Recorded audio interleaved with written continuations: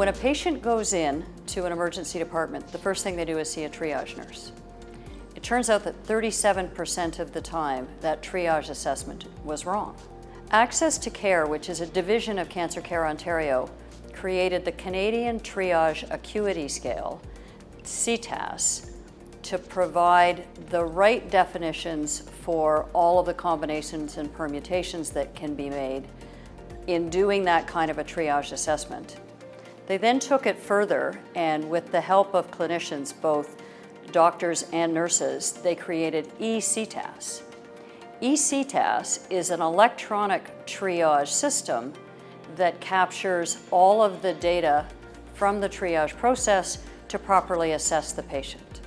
The value of eCTAS is it takes the variation out of the process.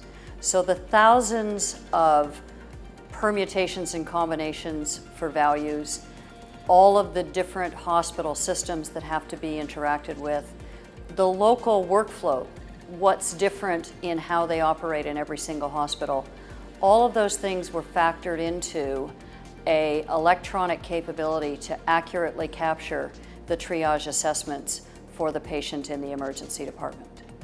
When they went live, they went from 37% of the time the triage assessment was not correct to 92% of the time it was right, and those numbers only get better. In 2017, more than 80,000 patients were assessed and their triage managed using eCTAS. In 2018, they anticipate that 90% of triage patients will be managed using eCTAS as a tool. ETAS is becoming the global standard for consistent triage management. It's now being used in 9 countries and is well respected as the standard around the world.